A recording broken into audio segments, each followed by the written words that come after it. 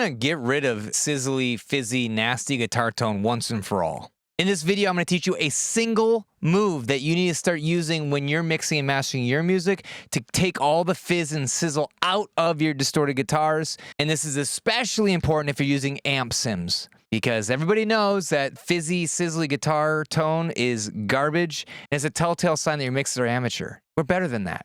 We can level up. I'm gonna teach you how to level up. And as a thank you for you spending your time with me today and learning how to get rid of sizzle out of your guitars once and for all, I have a free downloadable guide. It's my free rock and metal mixing cheat sheet. If you need some go-to settings that you can print out, put on your desk, and refer to it when you're mixing, go and download it. It's free. It's in the description. All right, jumping right into it today. We have a song called Love and War. It's by a band called Once Around. I have a link to this band in the description, so if you like the riff, then you can go and check them out. All right, let's talk about guitar tone on these guitars. This is like what every home producer does now, right? We record guitar DI tracks because, one, amps are too heavy and annoying, even though I got a cab and amp back here, but most of us are doing guitar DIs. The problem with guitar DIs and amp sims is that you almost always end up getting the sizzly top end that just screams that you have an amp sim. Doesn't sound real to me. Let me just give you an example, right? We have the guitar DI. Sounds glorious. Now let's throw on some like neural DSP. Here's like the Omega plugin. Just load it up. Now, in most cases, a lot of people be like, yeah, that sounds awesome. It only sounds awesome because it's in solo. When we bring it in the mix, it just kind of stands out and has that like fake sound to it. What to do with you? Don't know how right? To spill the truth. It sounds good, but it doesn't sound pro to me, right? There's that sizzle, and it's always that giveaway that these are not a real amp. Real amps don't have that kind of sizzle. There's no mechanism in the guitar cab or the guitar amplifier that will accentuate frequencies that are sizzly that you get from like an amp sim. Okay, these are all like 10K, 12K frequencies that are really bright and harsh, and it's usually caused from aliasing or some other things. We need to get rid of those things that are making it sound fake and weird and not realistic. How do we do that? And I'm gonna teach you with one move. You ready for this? This is so stupid. You guys are gonna hate me, but it's okay. Here's my one move. You ready? We're gonna take an EQ and we're gonna change this to cut. All right, I'm not even using a fancy EQ. This is a stock Cubase EQ. I'm literally putting a low pass filter, okay, at 10K. This is a good starting spot. Let me show you what it sounds like when we have this bypassed and when it's on.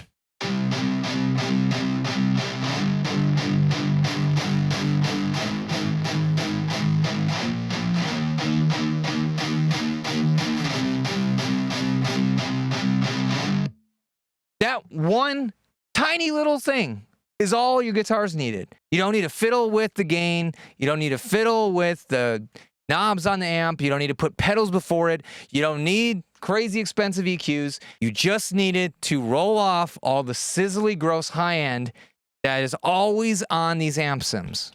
That's it. You're welcome. Let's hear it in the mix. Seen you staring out your basement window and it's quite familiar all the same. But I don't know what to do with you. Don't know how to spill the truth. You are all in my head. I'm not seeing you. Now, personally, I would actually roll it back a little bit more. Let me show you where I would put it.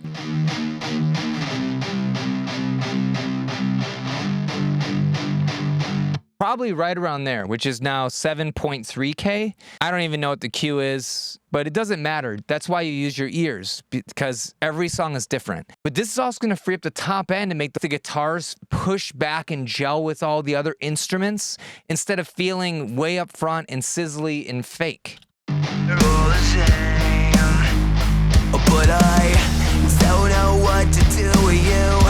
Don't know how to spill the truth. You are all in my head. That one move transformed these amp sims into sounding like what I would say is a real guitar cabinet.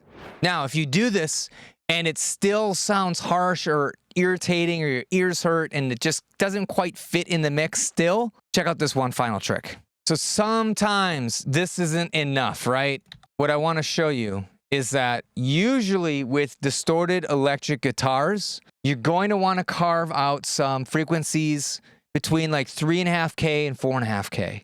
Those frequencies our ears are very sensitive to, and so they're like basically amplified on every single instrument in our mix. And they sound kind of screechy on a distorted electric guitar. So go grab an EQ. Okay, we already have one open. You can use your free one, your stock EQ. Find 3 or 4K and make a nice tight little bell here. And we're gonna find the spot that pisses you off the most. That's the spot we're gonna cut. Check this out. Oh.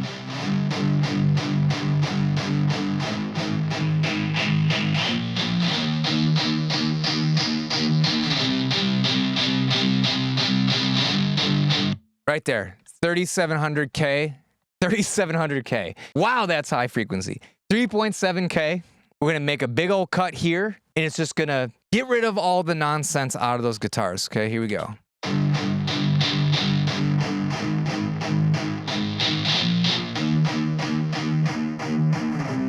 Now, if you take too much out, you lose all of the texture and aggression out of your electric guitars, so don't take too much out, okay? We're just gonna do a gnarly dip, like 8, 10, 12 dB. Right there. A good way to check to know if you've done too much or too little is this range is shared with your vocals a lot of times. So bring your vocalist in with your guitars and mix in the context of the music, right? You probably have heard this said 100 times. It's important. That's why people say it. What we're gonna do is find the point at which we add clarity to the vocal by pulling this down. That's about where we want to leave it. But I don't know what to do with you. Don't know how to spill the truth. You are all Right there. Okay, so I actually cut a little bit less. So that's like about minus 9 dB. But that is a very simple way that you can figure out about how much to cut and you're not just going into it blindly. That is the secret to making your cheap amp sim guitar tones sound pro. Didn't need to buy more plugins. You just had to get rid of the crap that sounds awful. Now let me know in the comments what you thought. Could you hear a difference? Do you think it was remarkable? Or did you actually like the sound of that sizzly, gross, terrible aliasing stuff? And how do you clean up the sizzle from your guitars? Let me know in the description. Personally, for me, I think everybody should be rolling off that really high sizzly frequencies. It just clears out the whole top end for really important elements like your snare drums, your cymbals. No, not cymbals. I take that back. Your snare drum, your kick drum, your vocals, all the things that we are always fighting with in the mix. You should definitely check out that free rock and metal mixing cheat sheet that I have in the description. Totally free, has a lot of really good go-to starting positions for all the different instruments in a rock or metal track. And I think it's gonna get you on a good path to making professional sounding music. My name is Bobby Balo. I'm the mixing and mastering engineer at Rayton Productions, and I'll see you in another video.